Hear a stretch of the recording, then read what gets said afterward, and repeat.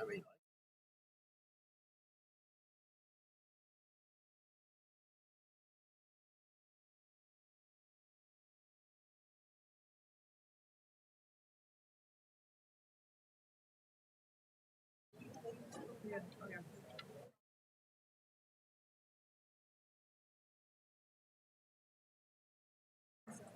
We'll call the meeting to order. Please stand for the Pledge of Allegiance. I pledge allegiance to the flag of the United States of America and to the republic for which it stands, one nation, under God, indivisible, with liberty and justice for all.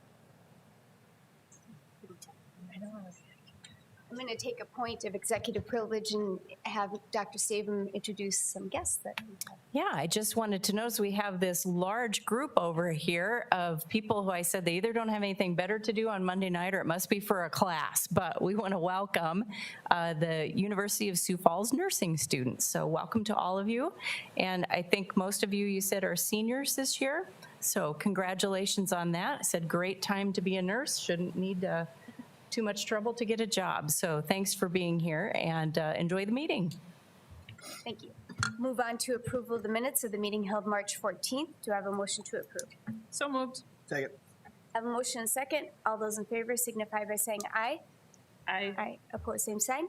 I should notify the public as well that Board Member Parker is joining us via Zoom. So if any votes are needed we'll take a roll call on those items since she's participating via Zoom. We don't have anybody addressing the board tonight, it looks like. So we'll move on to approval of the agenda. Do I have a motion to approve? So moved. I have a motion and a second. All those in favor signify by saying aye. Aye. Aye. Opposed, same sign. That carries. On to the good news report, and Deanne is going to introduce our website. Good evening. We have a small contingent here with us, but I'm not going to stand at the podium by myself tonight. So joining me is Emmett McBride, Megan Daly, and Michael Perrion. And we have been working hard on getting a new website up and running. So we're going to kind of take you through, show you a few features, and just let you know a little bit about the process. So of course, as you know, one of our high district priorities is community engagement. And with that, our website and our app are very critical pieces of that communication, where our families can come for any information they're looking for.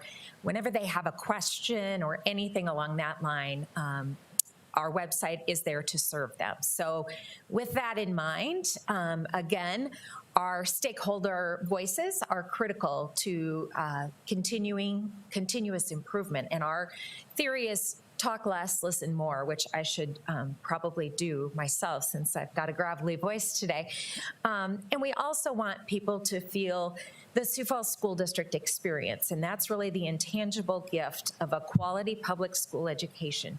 So we want people from the moment they come in contact with us, whether that be a preschool child all the way to their graduating event and celebration, we strive to exceed expectations. We want to be there and serve our students, our families, our greater community, and our partners as well. With that, I'll let Emmett go next. So I'm sure many of you are aware that this website didn't start overnight, this design and change, but it accelerated pretty quickly since the beginning of November. So you'll see some key dates that you'll see in here. Started way back in 2016. That was way before me, so I can't take any credit from there until you get all the way down to the restarted February, or actually moved to Apogee is probably where you're going to get to where I actually came involved. But you can see that we worked very diligently as a district to try to build a website that will be better for our families and our community. And as we went through that, we took into a lot of information into account, and that took all of that information and gathering. And then we were able to partner with Apogee, and that really kicked off an accelerated plan.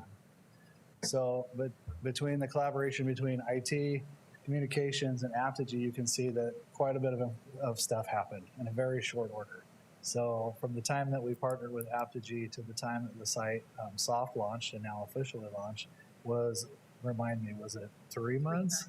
3 months that took place in. And you can see those large numbers of things that happen. And those are just some of the touch points or examples of the amount of work that goes on behind the scene. That doesn't even get into the odds and ends items, right? The stuff that you pick up on as you go through this process, that you realize, oh, this person really liked this button here, and now it's been moved, and how are we going to make sure everybody finds it? But this team's done a great job working to get all of these things done well. So some of the features of our new website, as you see here, this is the homepage. Very clean design. It's very organized, intuitive. We want people not to have to go searching, although there's a wonderful search bar there that will take you wherever you need to go. But we want it to be intuitive for them so they feel like they can access that information. On the homepage, you'll see lots of photos, icons for important items. A little bit further down is a news feed and a live feed section, as well as some featured videos, events calendar, demographic information, goals, and that type of thing. And so it's just a really great opportunity for a great design. Yesterday, we sent out an email along with some links to our families, introducing them also to our app. And so I have a short video here that Apogee put together for us. We'll show that. Introducing the brand new app for Sioux Falls School District on Android and iPhone. It's everything Sioux Falls School District in your pocket. This is the home screen. Tap the schools icon in the bottom right to select a specific school.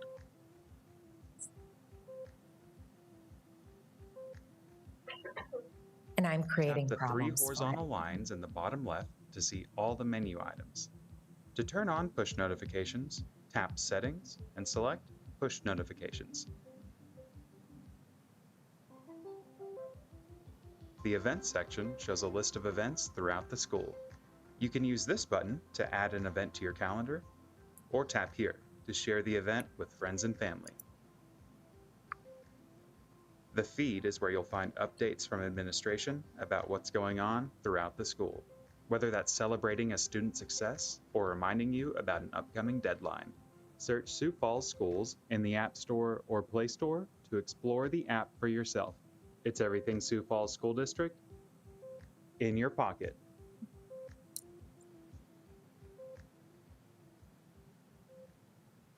And I apologize that I couldn't get that to go full screen, but that was my intention there. So stop that. Or not. Introducing the Moving on. So how do we populate all of these great features, a live feed, a news feed, photos for our home site that are inviting and encouraging people to come back to find out what's new? Well, the district then created, along with these team members here, we sat in a room and said, we're going to figure this out until we have something to work from. So we created an opportunity for web content creators. The platform that Apogee uses is called ThrillShare. And our web content creators, one from each building, are responsible for going out into their building, finding the great things that are happening in the classrooms, in the lunchroom, wherever they may be, just to take a photo or to write up a news story about something that's happening so that our families can have a more direct connection to what's happening in each one of our school buildings. So we trained our first cohort. We brought on 9 schools initially. Those 9 schools are trained. They're already contributing to the live feed section and news feed section of their specific page. We just last week introduced 15 new schools in our second cohort, and we trained them. I heard from 2 of them today saying, this is so easy. It's so fun to be able to showcase what's happening in our buildings. And a couple of things they did couple of buildings had bingo night this past weekend. Another had a new staff member that was joining, an EA, and so they used the live feed to introduce that person to families who are at that particular school. So great uses, and I know we'll continue to see that use expand as well. And then our third cohort, we will bring on the week of April 11th and get them rolling as well. And then we will have web content creators in every one of our buildings. The expectation for those folks is that at the elementary level, they will post a minimum of 3 times a week, at the middle school 4 times, and at the high school 5 different times. And that really, many more things are happening at the middle and high schools where you have athletics and just a variety of other activities that might provide for an opportunity to showcase those types of things. And I think I just took Emmett's slide, but with that, see, I should be quiet, right? With that, we're going to introduce Adam Heinemann. He's joining us via Zoom. And here we go. We'll put you full screen, Adam. Do you want to just talk briefly, and remember to take off your muted mic, talk briefly about your relationship and the relationship we've established in very short order here with Apogee. Oh, thank you so much, Deanne. Good evening. My name's Adam Heinemann, as you mentioned, and also here from Apogee, I have Amy Charpentier. I led the Sioux Falls onboarding team here from Apogee, and my team and I would just really love to thank everyone who's made this large undertaking a reality. We had a tight partnership implementing, took about half the normal time line that a district your size would normally take us, and this would really not have been possible without the tight partnership that the 21 members that we contributed, as you have seen, as well as the 8+ members of the staff and the countless others from Sioux Falls have really truly made us feel like a part of your team and created a really winning partnership. We're super excited to continue, and we really can't wait to continue serving the needs of your community. Adam has been a rock star, as has Amy behind the scene, taking every single one of our questions and making it not sound like it was a strange question to be asked. In addition, of course, Megan and Michael speak a language that I don't speak, and that's computer.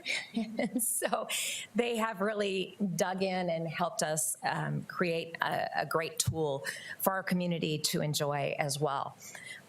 Moving on in the presentation then.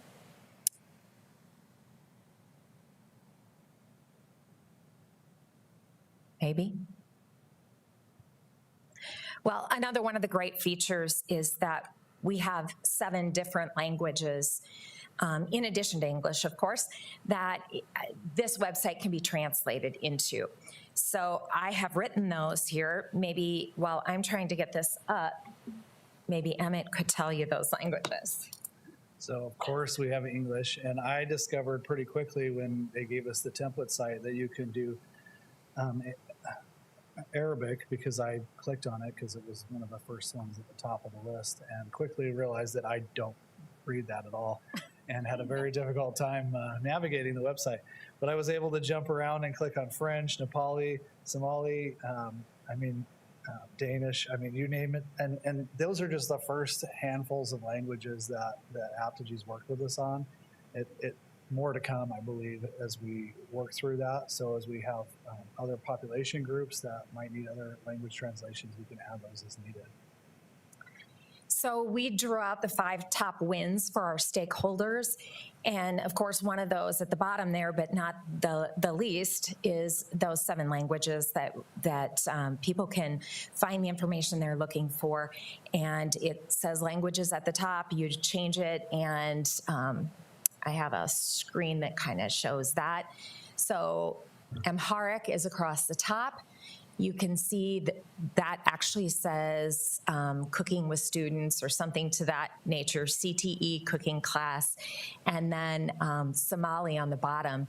And the print is very small, but you could see that written in Somali as well. So we're really excited to be able to have that feature for our families. One of the things we heard in our community engagement sessions is just their real drive and commitment to be supporters of their students in order to make them successful. And so having this information in a variety of languages and the most spoken languages in our district is critical to their connection to their school and to them feeling welcomed and informed. Again, another one of our wins would be the greater ability to connect with the schools through photos, videos, live feeds, news stories, a comprehensive staff directory. We do still have a little bit of work to do on that, but that has uncovered a lot of different things that we're going to be able to do better in the future, and so we continue to work on that staff directory. You can download events to your personal calendar. As mentioned in that video, you simply click on your event and it says add to your calendar, and it's as easy as that. Also, there's menu and payment features and just so much more visibility for our schools and the other opportunities we have available. Also wanted to point out that there's a Let's Talk feature, a flag on the right-hand side of the webpage. And anyone who has a question or doesn't know where to find their information can easily reach out to any of us. We'd be happy to show you around on the website, the app, and just really make sure you have all the information you need to be informed about your child's school. Maybe you're a neighbor across the street and we're just kind of wondering what's happening. Why are all those cars over there at 2 o'clock on a Thursday? And so this really, we hope, will be able to connect us more deeply and more closely to all stakeholders in our community. Any questions we can answer for you? Well, first of all, thank you for all the hard work on this. I know this, especially with the stop in starting of the process really added to that time. But once we had Aptigee on board and so forth, really was able to move forward on that. The website, the public probably doesn't know this, but everything from our districts on the website includes all of our board policies. It includes all of our meetings, as you said, the staff directory and all that. So there's a lot of information that goes on that. So I'd encourage everyone to kind of go and play around on the website and try it out, because it's new, so it's going to be different. There'll be some things different from the old website, so it's going to take some time for people to figure out how that all works. But it really, I have spent some time on it now, and it really, it is better than our old, and is not as clunky as the word I would use as our old website. The other nice feature is, in the past, most schools really went and did like a Facebook page or their own little page elsewhere. This puts everything on one place for the district with all the schools, so it really helps a one-stop shop for all that information for the district. So I think that would be great as well. I just can't tell you enough about how well our team did when we really needed to get this moved forward. And Michael, what month did you join the district? Yeah, so welcome to Sioux Falls and get the website done. So he and Megan were great partners, and Emmett and our whole team, Doug and IT staff, and really pulling this across the tracks. And I can't say enough about Aptigee as well, but that's some of the data that they put up there. We can't underestimate how much work is involved with a website. It always looks so beautiful, but what goes into making that populated doesn't just happen by magic. Thousands and thousands of pieces of data. So thanks to all of you for making this a reality. It gives us a great platform to build from. Thank you. Well, thank you all. We'll move on to conflicts of interest. There were no new conflicts presented, so we'll move on to the consent agenda, items 9A through 7. Do I have a motion to approve the consent agenda? So moved. Second. I have a motion second. All those in favor signify by saying aye. Aye. Aye. Opposed, same sign. I'm sorry, it was A through, I thought that was consent, H. I'm on that. On to the supplemental consent agenda, items 10A, 1 through 3. Do I have a motion to approve? So moved. Do I have a second? Second. I'll do this with roll call due to them being conflicts on these. Board Member Baker. Aye. Or is that, yeah. Board Member Ryder. Abstain. Board Member Murin. Aye.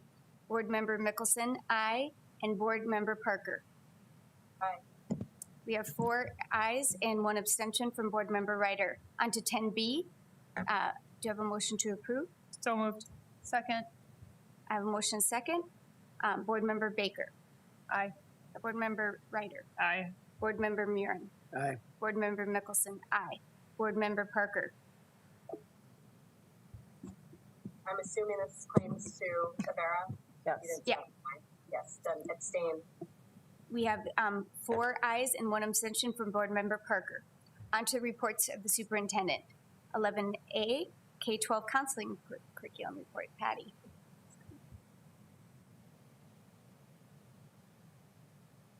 While you get set up, Patty, I will tell the board that we started our day with counseling today too, with Dan Fisher at Discovery Elementary receiving an award. And would you clarify, so I don't screw up the name of the award, Patty? It was a statewide award.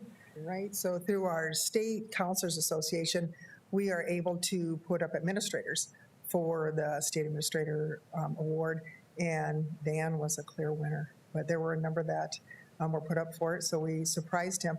We said the choice is either this morning or we'll send you to Aberdeen at the end of the month, and this seemed like a better choice. Out there for this morning. So congratulations to Dan, and thanks to the counselors at Discovery for nominating him.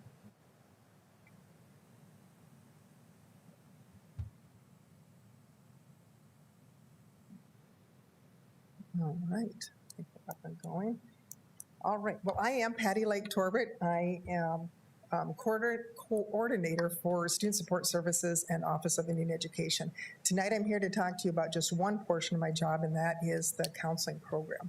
We're actually going to get to the counseling curriculum, but also wanted to expand it a little bit and talk about the counseling program. Tonight when we are talking about the curriculum, what we are excited about is that we fit very nicely into the district priority areas of both academic success and well-being. So the counseling program first. A comprehensive school counseling program is an important part of the educational system that ensures schools provide academic support and social emotional support to students. Parents are their child's first teachers and as best. we have up on the board here, says a comprehensive school counseling program is based on data-informed decision-making delivered to all students, and it supports improved student achievement, attendance, and discipline. What we'd like to highlight, especially tonight when we talk about curriculum, is that it's for all students. When you have a comprehensive program, then you're taking success and achievement for all students and developing it into a path for lifelong success. The comprehensive school counseling program includes indirect and direct delivery of services. The indirect services include collaboration and consultation with families, staff, and community members that in turn may include making referrals to school and community resources. The direct services include counseling curriculum and counseling such as brief and group counseling. Tonight, again, we're going to be talking about the counseling curriculum that is aligned with American School Counselors Association, or our national association's student standards called Mindsets and Behaviors. The standards describe the knowledge and attitudes and skills that we believe students need to achieve academic success, college and career readiness, and social emotional development. You're going to hear those 3 quite a bit tonight. The Sioux Falls School District Counseling Curriculum will use these to calculate student growth using pre and post tests on our questions with lessons. It'll create sustaining strategies and build a counseling program to help students to reach their full potential. Now, to talk a little bit more about the curriculum. We've been waiting for this for a long time. The last time that we went through actually more of a thorough review was about 20 years ago. The 2001-2002 school year, we saw a group of high school counselors and English teachers that worked together to embed the curriculum into the English classes at the high school level. Fast forward then, or slowly go forward to 2014-15. During that time, we had a few changes to the high school curriculum, but the middle school counseling curriculum was moved into pro time, and it was focusing on academic study skills and career exploration. The elementary curriculum was aligned with counseling standards, the state standards, which are the same as the national standards, and offered opportunity to be a little bit flexible, meaning whatever that school building's needs were, that's where we saw the lesson plans going. The current counseling curriculum began its study in the fall of 2020 with a steering committee consisting of 23 members, including parents and administrators, counselors, community members, and this is what we reviewed. We started with looking at national and state standards. We looked at best practices in counseling across the nation. We discussed the key practices and key elements of a K-12 counseling curriculum. And in the end of that year, we developed a mission, vision, and goal statements.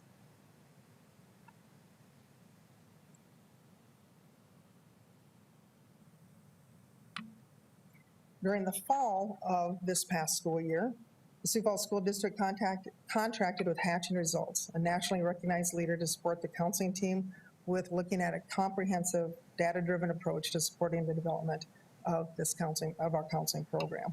So again, looking a little bit broader at the counseling program, but then what our needs were for writing curriculum. Counselors received over a 4-day period training in the multi-tiered, multi-domain systems of support, or we call it MTMDSS. Most of us here are very familiar with MTSS, which is the multi-tiered systems of support. Counseling adds in another domain. We talk about with MTSS academics, we talk a lot about social emotional development, but we add in the college and career domain that's important for the curriculum. We studied Tier 1, curriculum scope and sequencing, and we were pretty thrilled about this because again, as you can tell by the history, we had at every level just kind of these bits and pieces that had been put together over the years, and we wanted to make sure that it had that consistency from elementary to middle and middle to high school. We looked at evidence-based practices, and we studied the alignment and did the alignment of lessons with the American School Counselors Association, again, those mindsets and behaviors. So what does that look like at the different levels? At the elementary school level, we decided to go with CASEL, Collaborative Academic Social and Emotional Learning, or those 5 core competencies to base our lessons around. Those core competencies are self-awareness, social awareness, self-management, responsible decision-making, and relationship skills. At the elementary level, the lessons are designed to ensure consistency across all schools to support data collection to measure growth of those 5 core competencies. The elementary lessons also include the K through 2nd grade body safety lessons, and a lesson for 5th grade students to focus on moving to middle school. Counselors continue to provide lessons that support building specific needs. So at every level, what we decided on were non-negotiable lessons, that no matter where a student was going to school, or if a student happened to move from one building to the next, they would be ensured that they would get the same lessons. And again, that was another goal of ours, was to make sure that we had that consistency at elementary, middle, and high school level. At middle school, the counseling curriculum focuses on, again, that multi-tiered, multi-domain systems of support. So again, looking at academic, career and college, and social emotional learning. All lessons are designed to be preventative and proactive while being comprehensive as students move from middle school to high school. Career and college lessons utilize the South Dakota Department of Education's SD My Life program. So we're very fortunate in the state that we have a program that our state provides for us when it comes to college and career lessons. This SD My Life program is, if you don't know, an online career exploration and academic program that is offered to all middle school and high school students. It's been around for a little while. It has changed its online programming to what was at one time a career focus, with now what we call Zello programming, which is both career and academic and college. So we can get all of that in one program. The middle school will also use the Second Step online curriculum during pro time. Second Step is based on lessons that focus again on CASEL. So now we get to see that consistency between elementary and going into middle school. This uses the latest research on adolescent development, counselors and teachers will be able to lead the units from Second Step that are bullying, goal setting, decision-making, and managing relationships. At the high school level, and I just continued on with that there because it again is that multi-tiered, multi-domain systems of support, looking at academic lessons, career and college, and again, social emotional learning. A 2-week suicide prevention awareness campaign for all grades in the high school will begin each school year, followed with classroom lessons on career and post-secondary planning. The curriculum includes the use of the state-funded program, again, SD My Life, so now again seeing that consistency from middle to high school, to work with students to build their knowledge and skills as they plan for their post-secondary future. High school lessons guide students as they progress through adolescence and prepare them for that next step to adulthood. We talk often when we talk to the 8th grade students when they're coming to high school that we are looking at them not as high school students, but what are you going to be when you're 20 years old and 25 years old, and how can we help to set up your goals to that. And sometimes it's a little scary for parents to hear, but we know that the whole goal is to graduate from high school and then to plan and help them to plan for their future. The cost that I have up here and that you can see in the board report actually is over a 7-year period. At the elementary level, we're just asking for children's books that will go along with the lessons that have been developed. Middle school is quite a bit larger because that is the Second Step online curriculum that both teachers and counselors will be using. So it's important to know that that's a school-wide effort at the middle school level. At the high school level, suicide prevention awareness materials that we'll use at the beginning of the school year. And then continued professional development with hatching results, looking at some additional training and their collaboration with working with what we have already designed and helping us to implement that next year. So at this time, we are asking for the approval of the recommended K-12 counseling curriculum. And if you have any questions, I'm here to hopefully answer your questions. Thank you, Patty. And thank you to the 23-member team that went through this process to come to this. And what I had emailed to you before, I'm going to ask to the public too, is this is great that we have new curriculum, but are we as a district able to implement this with fidelity with the counseling staff and what we have in place with our buildings is my question to you. You know, we're pretty fortunate in that we did add 7 counselors this past year with the opening of Jefferson High School and Ben Rifle Middle School. We also will add another school counselor at Jefferson High School as they increase in their size so that we have that full 6 counselors at each one of our high schools. So very fortunate about that. We're also hoping that after talking about budget this week that we might be able to have a K-12 career development counselor that will help out, especially at that elementary level and into the middle school. We believe that's an important piece that will assist us with looking at all our programming at the CT Academy and aligning that so that students know earlier on what's available to them. So with that being said, we're pretty fortunate. You're asking a school counselor, do we need more school counselors? That's a pretty easy one for me, but may not be easy for the school district. We want to be preventative. We want to have that Tier 1 curriculum, and we want to do it with fidelity. What could prevent us from doing it with fidelity, and we'll find that out next year. That's why putting this curriculum into place is so important, because not only are we going to see what the data says about our lessons, but also were we able to get in. What could prevent us from doing that is that at some levels, we do still have counselors that, again, being team players and want to work with everyone, but there are certain duties that are assigned to them that may not play very nicely with that. We have school counselors that are doing testing and providing the guidance for that testing, which for a few of them can take quite a few weeks to do and takes them out of that Tier 1 work. We have been, as I think many people know, probably putting out a lot of fires and helping with a lot of behaviors.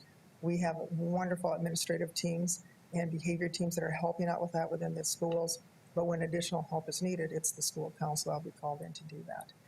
Some of our schools, a little bit more so than others, have been asking their school counselor to do more and more of that work. And then probably larger, but maybe much larger than any of us here, is what we need from the community. And that we have wonderful, wonderful connections with, and I want to make sure I'm not leaving anybody out, but with Avera and Lutheran Social Services, Southeastern Behavioral Health, the partnership we have with them for individual counseling and being able to help out our students and our families is just immeasurable. But they also need help because they're trying to hire. They're trying to keep up with the need of and demand of our community right now, and it's a tough go. I will say that all of these partnerships, I believe, usually put our children first. So with that being said, we know they need support and they need help because we keep asking them for more help and more assistance. And every single time they're pulling through for us. So to your answer, yes, we're getting more counselors and we absolutely love that. And there probably are some things that we can do within the system to make sure that our curriculum is put into place. So again, we can do that preventative work. So hopefully in the future, we're going to see where we're not putting out so many fires. So.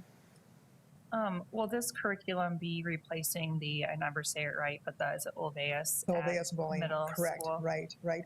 We do have, there is one middle school that would like to continue a little bit of that work and especially using the vocabulary with Olveus, but it will be the second step programming across the middle school that will be able to implement the bullying prevention. Right? Yeah, I'm glad to see that. I have no problems with the spending of additional money at the middle school level. I feel like that's such a critical time for so many students with just their changing minds and bodies and social relationships and friends and just new responsibilities that I think anything that we can do to try to offer additional support through those transitions for students is very helpful and parents too. And so I love that some of those strands are kind of woven all the way through K-12 where they'll get a consistent message. So I'm excited about this. I think we've talked many times in our one-on-ones about how we can try to get more, whether it's, one-on-one private counseling or whether there's small groups that we can do just because there is such a huge mental health need and some traumas and things in our students. And so this is a really great first step. And hopefully we can implement this, which will then pull some of those counselors back away from all those fires that are having to be put out. If we can get, some really strong curriculum and interventions and just being able to talk about these kinds of topics as a group and hopefully building some empathy among classmates and things like that too. So I'm excited to see the changes in this. How do you anticipate doing some of the data tracking and what the difference is that you'll see in whether this is working or not working, if that's a good way to put it? I think the biggest piece is the pre and post testing that we have with each one of our lessons. So any lesson that's implemented that are the non-negotiables through what we're asking for tonight, have the pre and post tests. And so we will post those for ourselves to see so that at the elementary, middle school, and high school level, we have monthly meetings. And so then at those monthly meetings, besides ongoing training on the lessons, we'll also take a look at that data and see where it's at. The other thing that will help is that Hatching Results has said, we want to continue with you. They were very impressed with how much we got done this year, which made me a little bit worried, like how much do I press, especially those subgroups to write lessons. I was a little bit concerned about that because with everything else going on, counselors was like, nope, we need to get this done this year because we know we want to do implementation next year.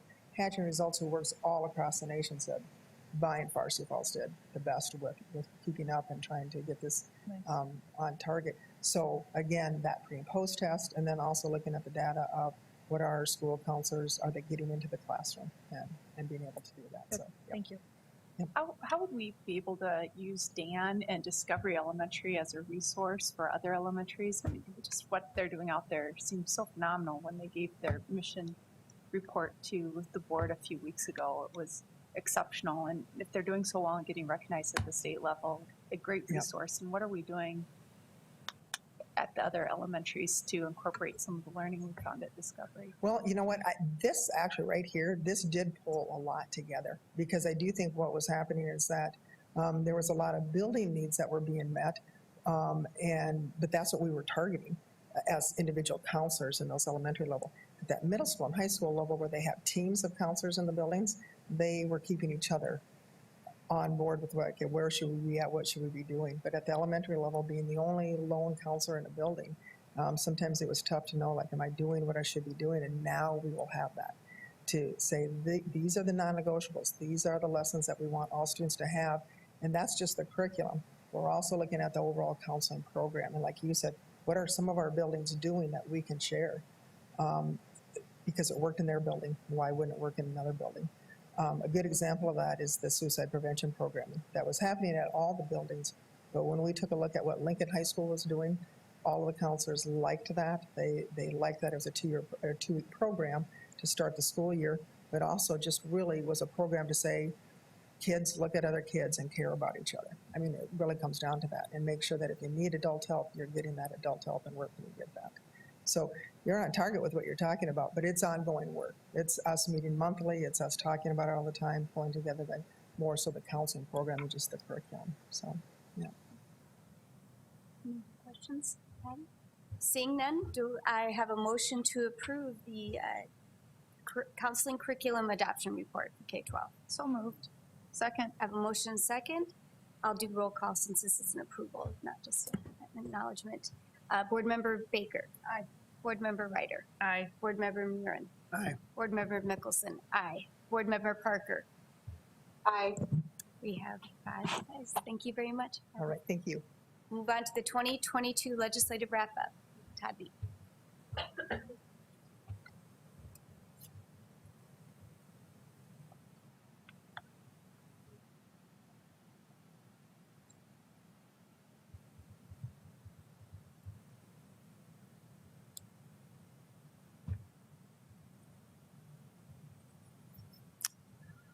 Thank you.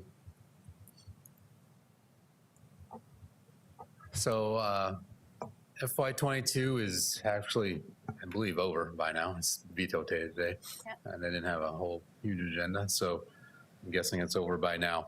But so this is kind of what's happened in the session. We always kind of look at the budget bill as one of the things, and then we look at some bills, key bills we watched. The target teacher salary, or the per pupil allocation, whichever you want to call it, increased by 6% this year. The formula had called for a 2.6% increase, and that's based on FY21 inflation. Year to date, FY22 average inflation is 7.1. So it was, the 6% was a lot higher than the formula called for, but the formula didn't call for enough, is how I would word that. Then we compare kind of the state aid increase to the rest of the general fund. The total general fund budget increased 8.7%. State aid we talked about. Total state aid funding went up 8.1 though, because there's growth in students, and sometimes the mismatch of the property tax year to the school fiscal year throws a skew a little bit too, and they got to catch up and whatnot. So that went up 8.1%. The Medicaid agencies, DSS and DHS, went up 11.5%, and the rest of state government actually went up just 6.1%. The other third of state government. I mean, when you look at those things, state aid, Medicaid, and the rest of this budget is about a third between the three of them. So this is that. I jumped ahead a little bit in my speaking, but this is that. So state aid, we go back to FY17, which is the year after the half-cent increase, which kind of replaced the 8.6 half-cent sales tax increase, which kind of replaced the 8.6% cut we received way back in FY12. It was. So we're right on par right now with the state aid was 33.1% of the budget in 17. It's still 33.1% of the budget that was approved. The high in here, I think, was FY19, which was 33.7. So we're down a little bit from the high in this period, but we're back to where we were in the first half of the sales tax hit. The Medicaid agencies have grown just a little from 34.8 to 35%, and the rest of state government is about a half down. And then there's the technical college funding, which I don't throw on here, but it's less than 2%, but that's state aid to those, so I don't count that as a state. As a state, rest of state government, they're not in that. They're off their own, but I don't put them on that chart. So the budgeted increase since FY17, the targeted teacher salary has gone up 15% now, or the per pupil allocation, if you want to call it that. And it averages 2.4% annually, while the state personal services per FTE budget, which is always a good comparison, I think, has gone up 21.1% cumulative, and that's 3.2% per year. So You're kind of, you're looking at most of the general fund money goes to salaries and benefits. And so it's always a good comparison to also look at what the state's doing with its FTE. So the other education-related bills, we tracked 68 of them. We supported 7 and opposed 18 of those that we had a position on. Key bills were House Bill 1207 that had to do with special education open enrollment capacity restrictions on schools. We opposed that. That failed. I'm using the color we use on our bi-weekly update during the session. House Bill 1302 is the PRTF placement restrictions removed for students on IEPs. Basically, they can access these mental health students the same as all the kids who aren't on IEPs. That we actually pushed that bill and found a sponsor, and it passed and was signed. House Bill 1308 allows schools to provide signing bonuses to all employees. We actually advocated for that bill as well, and it got submitted, and that passed as well. House Bill 1330 we opposed. It was a 1% maximum property tax limitation. That failed. Senate Bill 59 we supported. It was the actual machinations of getting the 6% increase in the general state aid formula. So that passed, of course. The one we supported that failed this year was Senate Bill 198. It ended up to be a Juvenile Justice Reform Study Committee. Started out with a study committee and then repeal a year later the Juvenile Justice Act positions. Failed, passed both houses. They weren't the same. They went to a conference committee and it failed by one vote in the conference committee. They didn't appoint another one. By the way, though, the E-board passed a study committee, so it's going to happen anyway. Yep. It's not quite as strong as the original bill was, but we supported both versions of the bill and obviously support that as well. And finally, Senate Bill 210 established educational saving accounts for homeschool students. We opposed that, and that failed. All of those bills we opposed, those key bills, they didn't make it out of the committee of the House of Origin.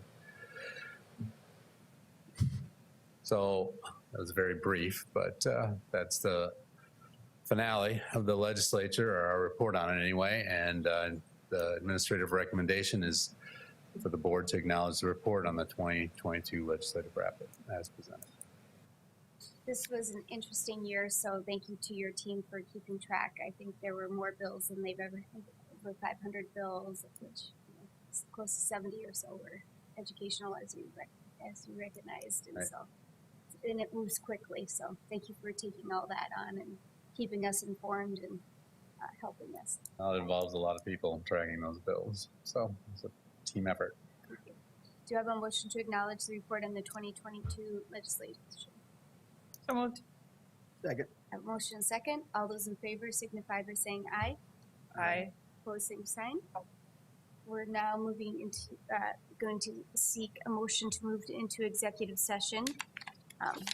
Since that is a vote, I will do that by roll call. Do I have a motion? Motion. Do you have a second? A motion second. Board Member Baker? Aye. Board Member Ryder? Aye. Board Member Murin? Aye. Board Member Parker? Aye. Board Member Beckelson? Aye. We are moving into SDCL 125-2-4 exec session.